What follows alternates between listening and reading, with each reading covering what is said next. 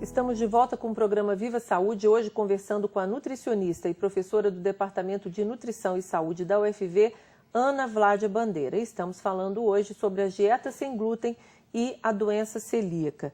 Nós falamos no primeiro bloco que o tratamento para a doença, porque não existe cura, né? Não. O tratamento é uma dieta sem glúten, sem essas proteínas que estão presentes nesses alimentos, como o trigo, por exemplo, que é fundamental hoje na nossa alimentação. É possível ter uma alimentação saudável, boa, sem glúten? Eu digo no mundo real, assim, porque a gente comer em casa é uma coisa, mas quem viaja, quem precisa comer na rua, quem comer em restaurante, essa coisa que a gente faz todo dia, comer no bandejão, não é?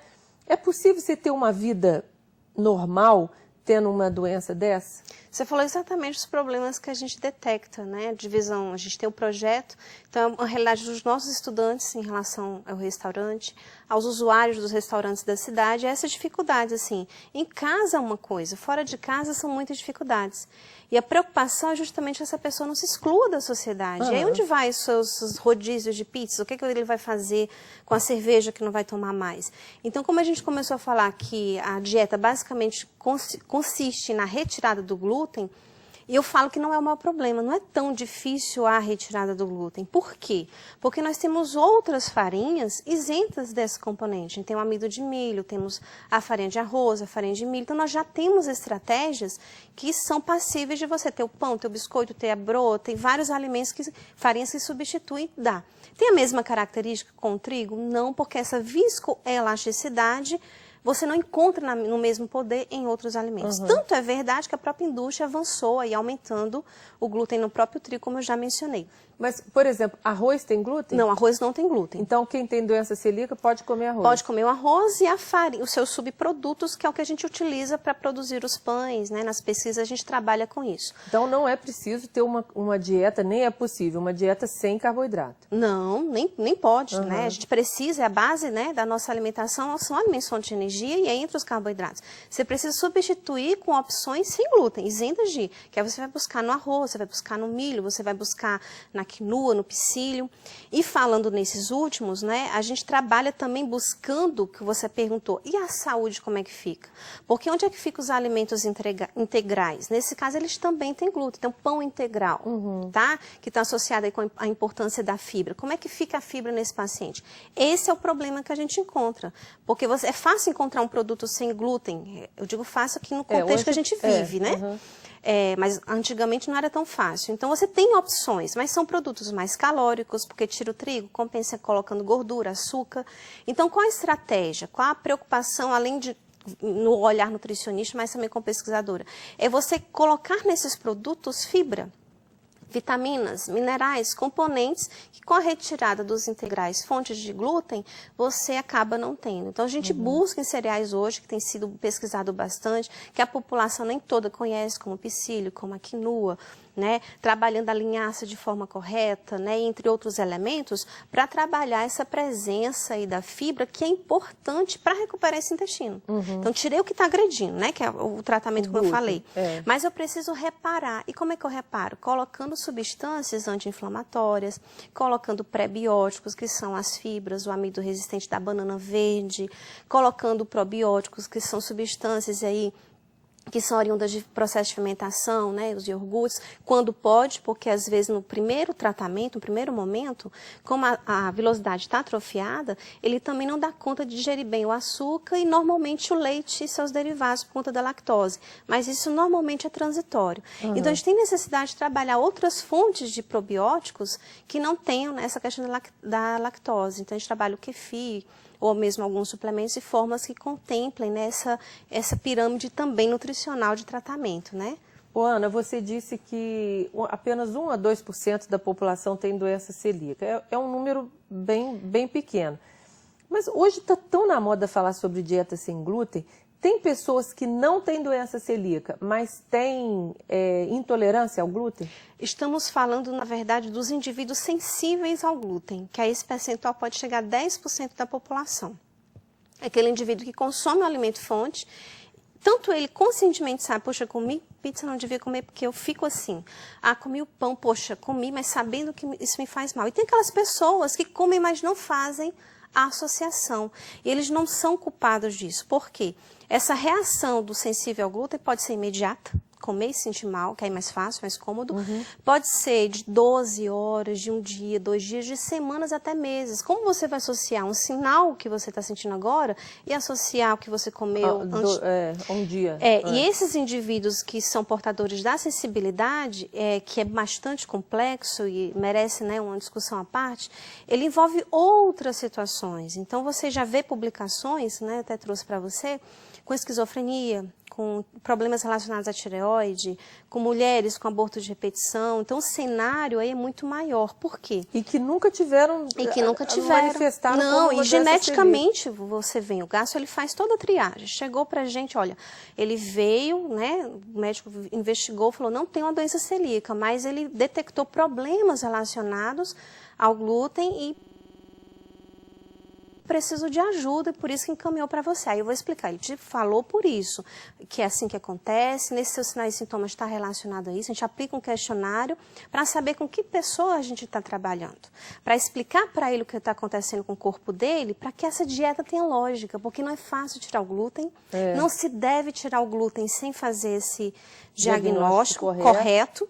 E se por acaso não tem doença celíaca, ele manifesta, aí coerentemente, com muita ética, com muita prudência, aí você vai conduzir no tempo da pessoa como que ela vai conduzir essa dieta. Mas isso que você está dizendo, que Alzheimer, a esquizofrenia, a falta de memória, não significa que tratar com uma doença sem glúten resolve. Não. Nem que todos os casos estão ligados a uma dieta com glúten. Não, de forma Mas alguma. pode existir uma ligação. Pode existir uma ligação e é apenas a equipe envolvida no assunto é que tem aí um pouco de habilidade para fazer essa triagem, né? E obviamente são pessoas que chegam, que já passaram aí por um cenário de diagnósticos ainda inconclusivos. Então merece uma equipe maior para discutir cada caso um Que caso. é um recurso a mais, né? Ninguém nunca pensa em ligar problemas mentais a intestino. Enxaqueca, quando a gente pergunta assim, você faz cocô todos os dias? Não é uma pergunta íntima, a gente faz.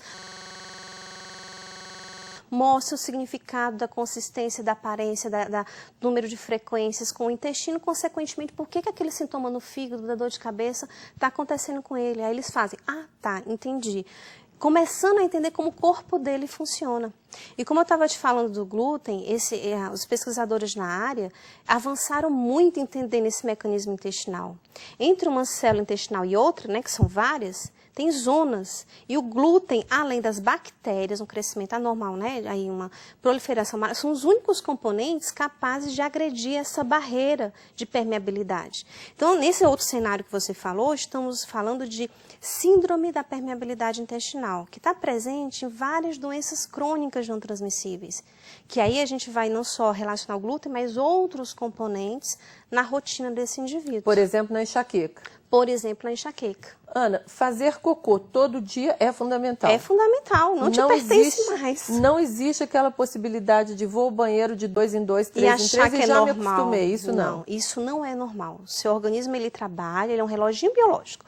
Você come e em alguma hora você vai ter que eliminar. De preferência no horário certo, numa consistência 4, né? Que obviamente quem está me ouvindo, algumas pessoas sabem o que significa o 4, né? Que é uma escalinha de aparência nem de muito fezes, mole, nem muito duro. Exato, que é o referencial deles. Quando você chegar no quarto, você é uma pessoa feliz. Olha, estou eliminando no tempo certo. Ou seja, ir ao banheiro todo dia melhora o bom humor, o humor, a pele, a unha, Como a tem memória. uma paciente que fala para mim, ela chega assim bem irritada e fala, nossa, doutora, hoje eu sou uma outra pessoa. Pode cair o terremoto que for, eu não perco o meu equilíbrio, porque ela está bem. Aquele desconforto e irritação que ela sentia, ela não sente mais. Por isso que se fala que uma pessoa é enfesada. Isso. Não é? É. Ela está cheia de fezes. Tem os antigos... Nervosa, brava, é isso mesmo. Isso, tem uma relação íntima. Os antigos filósofos, né, os estudiosos, que na verdade tudo nasceu deles, os pensadores, eles achavam que o centro das emoções era no intestino. Eu acho que eles não estavam enganados. A relação é muito íntima, já parou para pensar? O intestino preso, a gente fica irritada. Fica, essa situação que nós estamos vivendo agora, não deixa de ser uma emoção forte. Quem que sente primeiro desconforto? É o seu intestino. Ou solta mais, ou dá aquele desconforto, aquela dor de barriga, quando você está com emoções à flor da pele, nervoso, ansioso, vou dar uma palestra, vou fazer uma prova amanhã, o primeiro sinal que você sente é ali uma dor de barriga básica, né? Há uma conexão muito íntima com o seu sistema nervoso central e intestino. E para ter um intestino saudável e emoções controladas, tem que ser pela alimentação. Não tem outra solução. Não tem outro contexto. Se a gente for entender aquela questão da idade que você perguntou, em que idade pode acontecer a doença? A gente fala em qualquer idade. Você pode ter a genética, mas pode manifestar.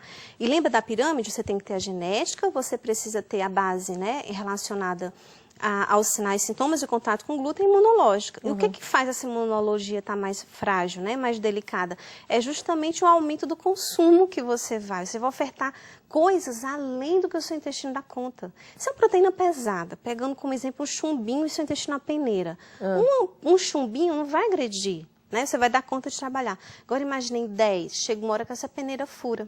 Então essa relação que a gente precisa entender, não só com glúten, mas com outros alimentos que eu exagero. Isso vale para o açúcar, isso vale para o sal, isso vale para os alimentos refinados.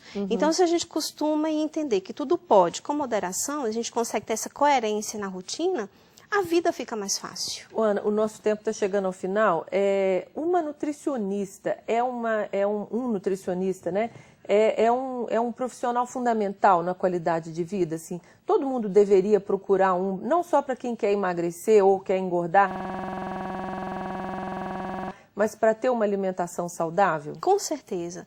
Infelizmente as pessoas, quer dizer, felizmente que o cenário mudou muito, procura quando já estão com problema. Mas se nos procurassem antes, a gente já conseguia ajudar a construir essa qualidade de vida. Na prevenção, a nutrição é muito mais efetiva na prevenção do que no tratamento. Não que não funcione, mas o tratamento ele depende de outras variáveis, medicamentos, de outras ações. Então ela por si só, se você tem uma conduta de vida com alimentação bacana, você vai ter uma vida aí bem mais regular, né? Bem mais feliz. Eu queria que você falasse rapidamente sobre o Procelíaco, que é esse programa que vocês têm aqui na Divisão de Saúde da UFV, para quem tem a doença. Exato, é o Procelíaco, ele atende as demandas socionutricionais dos portadores da doença celíaca e de divide os portadores aí de um certo grau de sensibilidade devidamente, né, encaminhado por um profissional gastroenterologista. Então, quem tem esses sintomas pode procurar lá a Divisão de Saúde, que vai ser atendido com uma especialidade maior nessa questão do glúten? Isso, desde que seja funcionários, estudantes, né, professores da universidade, ou que venham com encaminhamento de um gastro, que normalmente já vem com diagnóstico. Então o tratamento ele é individualizado, a construção da dieta, o indivíduo participando dessa construção, e o diferencial que são as oficinas que acontecem todos os meses, que não adianta só dar um papel, coma isso ou não coma aquilo. É necessário que a gente acolha, e a atenção não é ao indivíduo, é à família. Então a família também precisa entender o que é esse contexto, esses alimentos que vão entrar nessa casa, o cuidado que ele tem que ter, que o trigo não vai poder entrar em casa. Então é uma série de situações que nós vamos dar esse suporte ao indivíduo e à família. Ensinar a fazer também, né? Ensinar a fazer, que faz toda a diferença. Não é fácil, mas não é possível. Fácil, mas é possível. Ana, muitíssimo obrigada. Esse assunto rende muito. A gente vai voltar aqui uma hora para fazer um programa só sobre o intestino, que é um órgão que merece a nossa atenção. Com certeza. O programa de hoje está chegando ao final, agradecendo muito a presença da nutricionista e professora da UFV, Ana Vládia Bandeira. Se você quiser rever todos os programas que nós já exibimos até agora, vá ao YouTube e procure por TV Vicosa Viva Saúde. Assista, divulgue, comente e mande sugestões de tema para o nosso e-mail. Anote aí, vivasaude@ufv.br. Uma semana com muita paz, saúde para você, um grande abraço e até o próximo programa.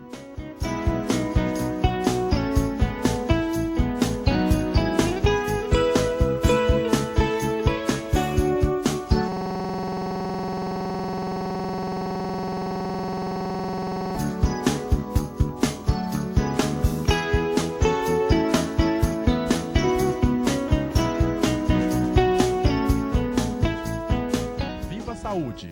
Apoio Cultural. Agros, Instituto UFV de Seguridade Social.